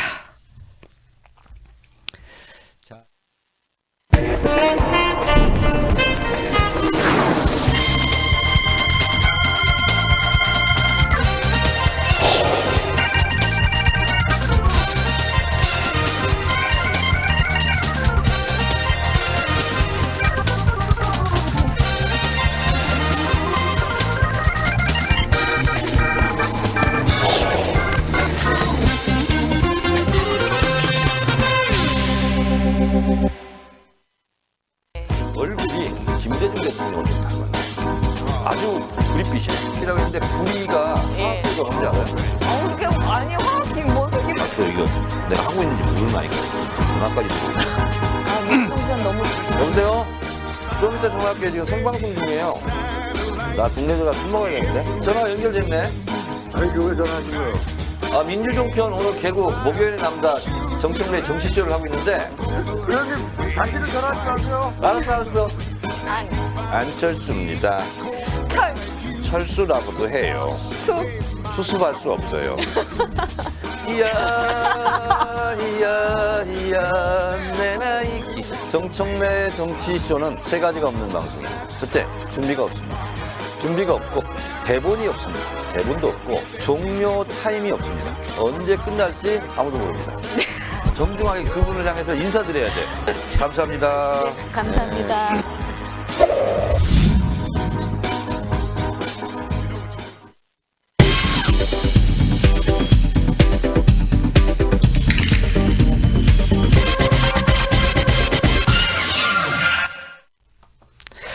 네, 뉴스파 세 번째 이슈 다뤄보겠습니다. 게시판에도 많은 댓글들이 올라왔습니다만 오늘 김종인 전 대표가 당의 탈당계를 내고 공식으로 탈당을 했습니다. 비례대표 국회의원이 탈당을 하게 되면 의원직도 상실하게 되는데 이제 의원직을 상실하게 되었고 그 뒤를 우리 심기준 최고위원이 잇게 되었습니다. 김종인 전 대표의 탈당과 관련된 과연 왜 탈당을 하셨을까? 탈당해서 무엇을 하실까? 또 탈당으로 인해서 생길 정치적 파장이 있을 것인가 하는 문제들에 대해서 분석을 해보도록 하겠습니다. 김종인 대표가 페이스북에도 간단하게 탈당의 변을 올리긴 했습니다만 우리 왜 탈당을 했다고 생각하십니까? 페이스북에 올린 말에 의하면 일종의 무력감이에요. 뭐 늘 이 당 저 당 하셨던 분이니까 이 당에서 제가 할 수 있는 일은 더 이상 없기 때문에 탈당을 한다 이랬는데 이 무슨 얘기일까요? 글쎄요. 어쨌든 당의 비대위원장을 하셨고 또 이제 같이 하시다가 떠나신 입장에 네. 뭐 뒤에서 무슨 얘기를 하기는 좀 그렇고요. 네. 그래서 좀 조심스럽긴 한데 네. 우선 무력감이라고 표현하는 것은 어찌 보면 존재감. 이게 무엇을 하기 어렵다 네. 하는 것을 반대로 표현한 거 아니겠습니까? 네. 사실상 그러니까 김종인 대표의 경우에는 네. 뭔가 이렇게 본인이 전체 판에 있어서 이렇게 스포트라이트도 좀 더 비치고 네. 그리고 그 전체의 어떤 판이 움직여지는 데 있어서 좀 아주 결정적인 역할을 할 수 있는 자리에서 네. 하는 것이 아니면 전체 조직이 전체의 어떤 큰 가치와 대의를 위해서 나아가는데 이렇게 그때그때 상황에 따라서 사람이 역할하는 것이 달라지는 거 아니겠어요? 네, 그러면요. 근데 네. 그런 것은 조금 견디기 어려우신 것이 아닌가. 네. 우선 심적으로는 그렇게 최 의원님도 우선 같은- 심적인 것만 놓고 보면 심적인 것만 놓고 보면 최 의원님도 같은 생각입니까? 무력감 이퀄 뭐 지금 존재감이다. 상황에선 그럴 수 있다고 보는데요. 네. 우리가 왜 감옥을 살아도 바깥에 놓고 온 게 많은 사람은 잘 못 살고 권력이든 뭐 명예든 돈이든 네. 근데 그런 거 없는 분들이 훨씬 더 적응을 잘하고 잘 살거든요. 네.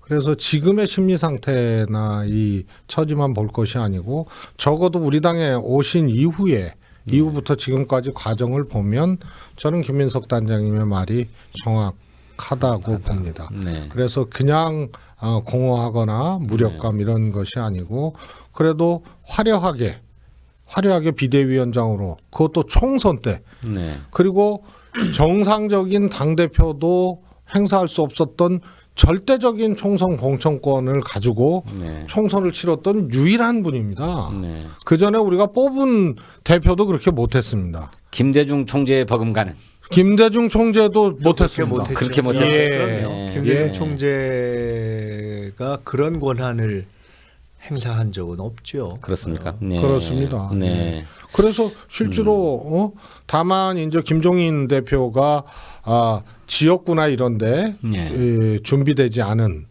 인물들이 준비되지 않은 탓에 지역구 같은 데는 뭐 전혀 이렇게 네. 할 수는 없었죠. 그러나 있는 자원 가지고 공천권 행사한 거는 네. 정말 제가 보기에는 좀 무소불위였습니다. 네. 그러고 총선이 예상을 뒤엎고 네. 80석 왔다 갔다 예상 뒤엎고 아무튼 새누리당이 패배한 총선. 예. 그러니까 그게 누구 공이 컸든 뭐하든 간에 총선을 치른 비대위원장 아닙니까? 예. 그리고 당대표. 절대적이었죠. 그러다가 이제 당대표 그만두시고 추미애 새 대표 뽑혀주면서 그 절대 권력, 절대 당권들이 자고 일어나니 예. 완전히 좀 이렇게 공허해지고 문전성시에서 이렇게 좀 이 집 대문이 그 좀 이렇게 팔이 날리게 생긴. 팔이 날리거나 하여튼 뭐 네. 그러다가 제가 그때 우리 이 뉴스파에서 그런 얘기 했습니다. 네. 아마 총선 후에 큰 쇼핑백을 가지고 여러 구상을 하시면서 큰 그림 그리면서 큰 쇼핑, 이 다양한 쇼핑을 준비할 것이다. 그러나 그 쇼핑백은 크기는 했지만 담기는 게 별로 없을 것이다. 예, 담을 물건은 결국은 없을 것이다. 네. 근데 그 상황이 지금 온 겁니다. 네. 제3지대 개헌 굉장히 많은 수를 던지셨지 않습니까? 네, 네. 그러고 지금 이 무력감, 공허함 이런 것을 느끼는 시기. 심리적 이유에 더해서 잠깐 정치적 이유도 얘기를 하셨는데 이를테면 이건 향후에 김종인 대표의 정치적 행보를 예상해 볼 수도 있는 것이라고 생각하는데요. 그런 심리적 이유 외에 정치적인 이유는 뭐가 있다고 생각하세요? 이 또한 사실은 참 어쨌든 정치권에서는 대선배시고 네.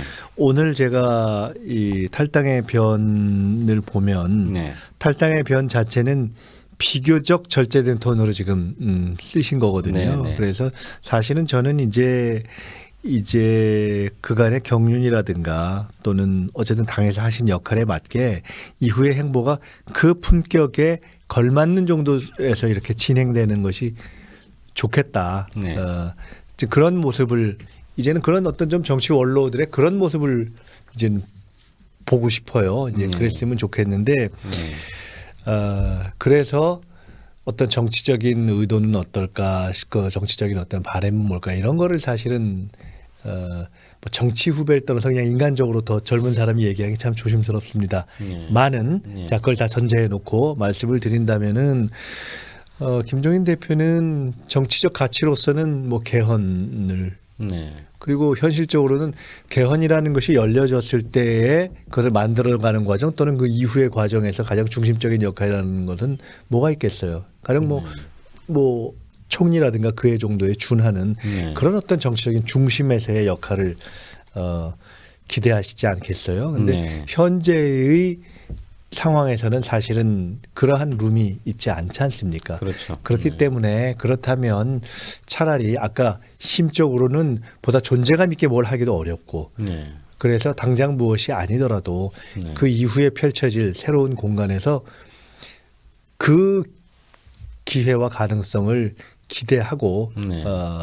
보고 계시지 않을까 싶습니다. 네. 그러면 결국 그렇게 하려면 본인도 그런 말씀 잠깐 했습니다만 빅 텐트를 만들어서 일종의 대연정을 성사시켜야만 그 가능성도 열리는 것 아니겠습니까? 그런데 이제 문제는 과연 그러한 뜻을 예. 실현할 수 있는 수단과 힘이 있느냐 하는 것은 별개 아니겠습니까? 그렇죠. 예. 그러니까 어떤 큰 흐름이 지나갈 때 네. 그 큰 흐름을 좌지우지하는 것은 막 탁월한 개인이 네. 막 어마어마하게 뇌를 써서 되는 것은 아니잖아요. 네, 네. 지금 이렇게 뭐 적폐청산, 뭐 박근혜 탄핵에 네. 이르는 이 큰 흐름을 누가 어떻게 하겠습니까? 네. 가령 그 큰 흐름이 흘러가고 있는 것 아니겠습니까? 네.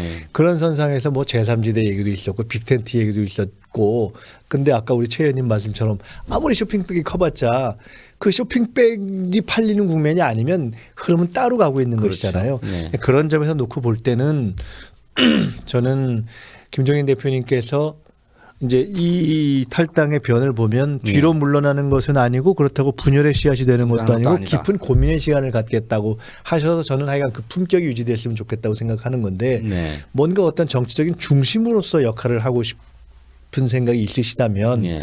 실제로 그렇게 할 수 있는 수와 예. 방법은 별로 저는 없어 보인다. 그렇잖아요. 참. 그래서 만약에 이런 뜻을 가지고서 움직이는 거라고 한다면 또 그 전전날 올린 저 페이스북의 글에 보면은요. 정쟁과 분열이 나라를 망치도록 둬서는 안 될 것이다. 또 대의 명분을 따져가지고 국민을 분열시켜서는 안 된다. 안팎의 위기가 눈앞에 닥쳤을 때. 뭐 이런 얘기를 해요. 그리고 그 대가는 국민의 피눈물로 치르게 된다.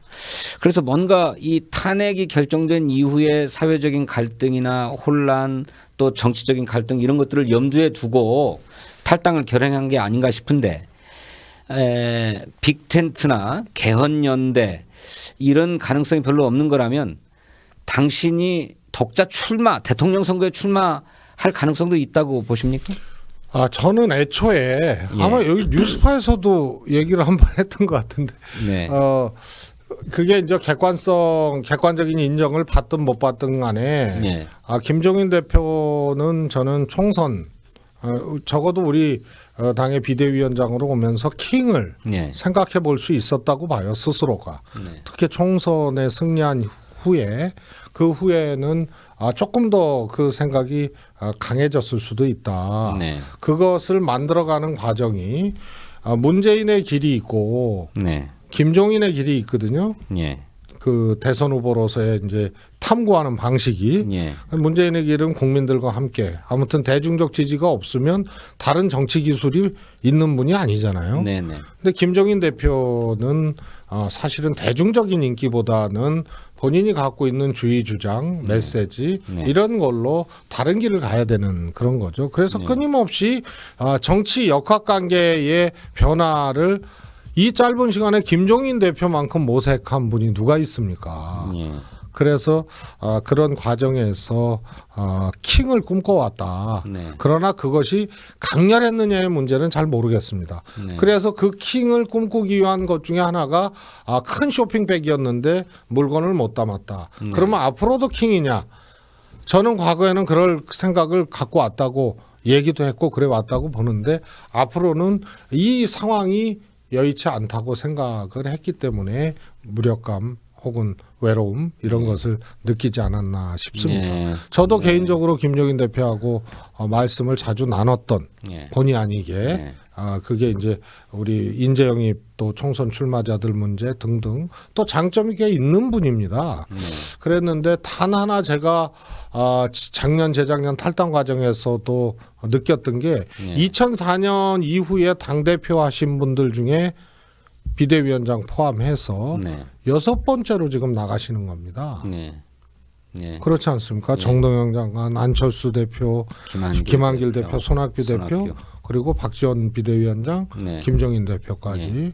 그래서 이게 우리 당이 안정적이지 못한 하나의 징표고 2004년 체제를 이제 극복하는 과정이 이 6분의 탈당으로 또 증거되는 것이 아닌가 이런 이제 또 네. 또 다른 해석도 할 수 네. 있는 그런 거 아닌가 싶습니다. 그래서 오히려 당이 정상화되는 과정이라고도 볼 수 있겠다는 말씀하셨는데 뭐 추가 탈당 같은 게 있을까요? 김종인 대표를 따라 가지고 왜 뭐 측근으로 분류되는 분들도 있고 그래서 진즉부터 그 측근의 입을 통해 가지고 김종인 대표가 탈당을 고려하고 있다는 얘기가 계속 흘러나왔고 당신은 아니라고 부인했습니다만. 글쎄요.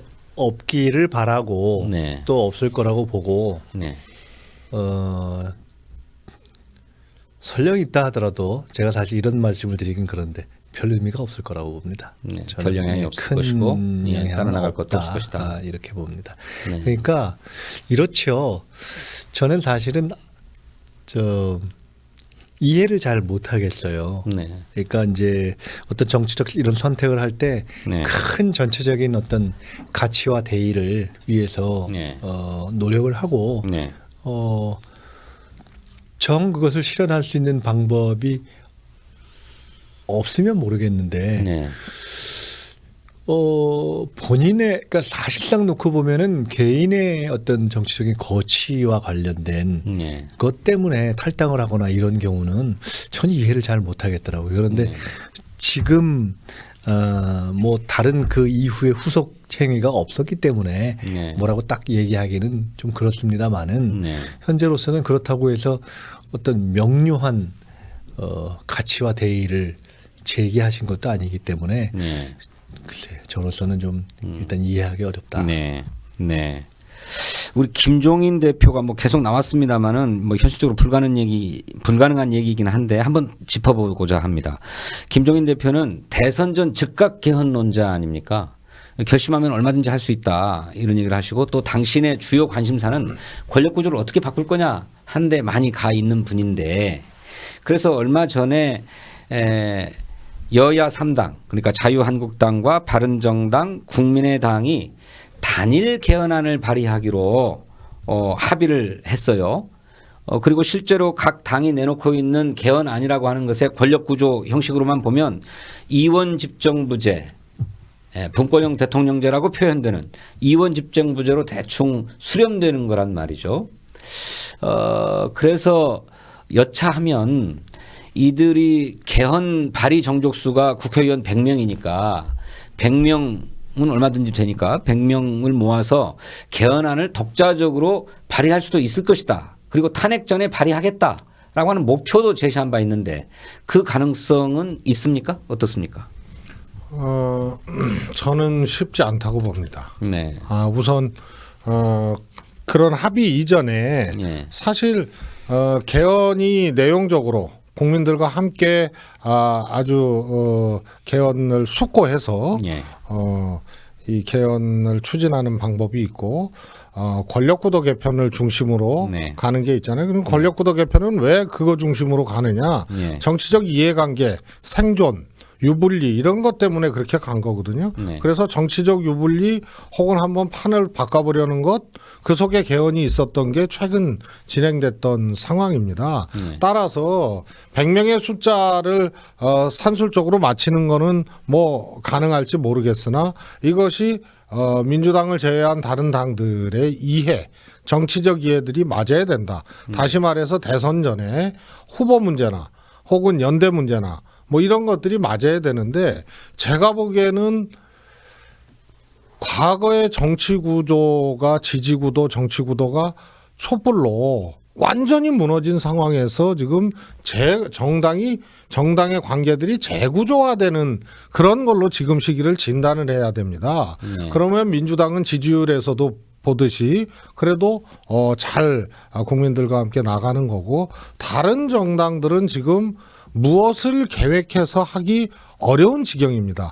그래서 자그마한 변수나 또 국민들의 지적 앞에 어떻게 할 수가 없는 그런 상황이라서 네. 너무 그것을 산술적인 계산으로만 한 것이 아닌가 저는 그렇게 봅니다. 쉽지 않다. 오늘 경제민주화 예를 들어 네. 경제민주화라는 것만 놓고 보면 네. 경제민주화를 하다가 이것이 잘 안 된다. 네. 답답할 수 있죠. 근데 그것이 예를 들어 민주당만의 책임이 아니지 않습니까? 네. 현재 이 정치 환경에 문제가 있는 것이고. 그렇죠. 근데 가령 경제민주화라는 중요한 가치가 뭐 김종인 대표일 수도 있고 하여간 누구의 가치라고 해보자고요. 네. 그런데 그것이 안 돼서 다른 선택을 하는데 전혀 그 가치의 기준으로 놓고 볼 때 훨씬 그것을 실현하거나 동의할 가능성이 낮은 세력. 네. 그럼 지금 말씀하신 뭐 자유한국당이니 뭐 바른정당이 등등 다 그런 거 아닙니까? 네. 그럼 나는 이 가치를 실현하기 위해서 이 가치와 동떨어진 세력과 뭘 좀 해보자. 네. 이게 다 설명이 잘 안 돼요. 네. 그래서 지금까지 사실은 보면은 이제 김종인 대표께서 당을 이렇게 좀 계속 왔다 갔다 하셨잖아요. 네. 근데 사실은 이것이 여러 가지를 놓고 볼 때 네. 그것의 어떤 마무리였으면 제일 좋았지 않았는가. 네. 그러면서 이런 역사적인 전환의 시대에 본인의 경륜을 보태서 네. 그것을 아쉬운 대로 이렇게 뭐 정치라는 게 힘을 보태서 그래도 비슷한 사람들끼리 이렇게 어깨 맞대고 힘을 만들어서 나가는 거잖아요. 네. 근데 그런 지금 노력을 더 하나라도 보태야 될 시점에 네. 별로 이렇게 설명 안 되는 걸 가지고 또 전혀 다른 세력과 어떤 다른 걸 도모하게 되는 것으로 만약 간다면 네. 이것은 거기서 얘기하는 가치가 도대체 뭔가 무슨 의미가 있는가 하는 것을 근본적으로 회의하게 만들죠. 네. 오늘 민주당에서 의원총회가 열렸는데 그 의원총회는 사실은 당내 개헌파 의원들의 요구로 소집된 것 아니었습니까? 있어서 예. 이제 그 문제에 대한 논의를 뭐 정리도 일부 할 겸 한 네. 것인데 네. 우상호 대표가 그 여러 가지 상황을 판단하고 정리해서 제안한 발언에 기초해서 사실상 거의 정리가 됐고요. 결론이 어떻습니까? 핵심은 네. 개헌 문제에 대해서 소극적이지 않게 당이 적극적으로 이렇게 간다. 네. 그런데 이것을 할 수 있는 시기에 대해서 네. 지방선거 내년 지방선거에 맞춰서 개헌이 될 수 있도록 네.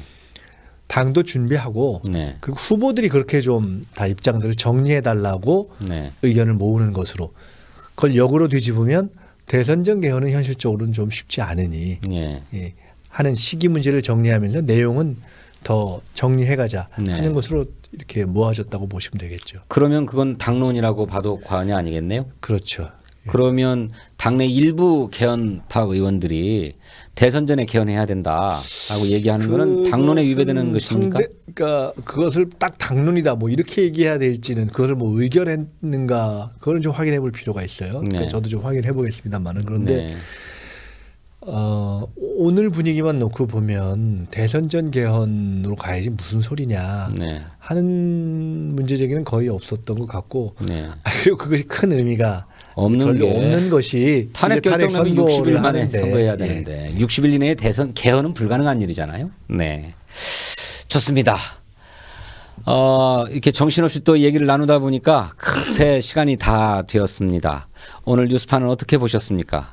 오늘 뉴스파에서 헌법재판소의 탄핵 심판 선고 기일 소식을 전해드린 것을 정말로 기쁘게 생각하고요. 다음 주에는 우리 정치권이 안고 있는 숙제 한 가지가 있습니다. 이 사드 배치 문제를 어떻게 할 것인가. 여러분들 잘 아시는 것처럼 사드 배치 문제가 현실화되기 시작했습니다. 대선 전에 아예 대못을 박아놓겠다라고 하는 것인데요. 이것이 갖고 있는 정치적 함의가 무엇인지를 두 분과 함께 필요하다면 군사 전문가도 초청해서 한번 깊이 분석해보는 시간을 갖도록 그렇게 하겠습니다. 광고 말씀 할 게 있나요? 바지 사장님 광고 말씀 잠깐 하시겠습니다. 예, 내일 모레 탄핵 심판 당일 네. 11월 10일 생방송 3월 10일 10시부터 10시부터 예, 스튜디오에서 현장을 연결해서 이원 생방송입니까? 예, 그렇습니다. 최첨단. 그리고 박범계 우리 박판백검 진행하는 박범계 의원님이 소추위원이라서 네. 그 법정 안에 있습니다. 그래서 들락날락 하시면서 네. 인터뷰도 하시고 그래서 약 4시간에서 길게는 5시간 정도 생방송 하니까 많이 네. 시청해 주시길 바라고요. 또 채팅창에서 특별히 쿠키님이 채팅창에 올라오는 질문이나 네. 이런 거 많이 응대를 해주셔서 네. 쿠키님께 고맙다 이런 네. 의미에서 쿠키님 감사합니다 하고 하트뽕으로 한번 하트. 우리가 네, 네, 네. 고맙습니다. 쿠키님 하트뿅. 요거 하고 그다음에 마무리 멘트 하시죠. 네, 네, 네. 쿠키님 감사합니다. 감사합니다. 네. 최재성 의원님의 광고 말씀 들으니까 우리 민주종편이 맨 처음 방송을 시작할 때 국회에서 탄핵 소추를 의결하던 그 현장에서 생중계를 하면서 시작했던 기억이 납니다. 이제 다시 국회 탄핵 소추의 의결에 이어서 헌법재판소가 탄핵을 완결하는 현장도 생중계하게 된다는 말씀을 전해드리면서 오늘 뉴스파 마치겠습니다. 시청자 여러분 감사합니다.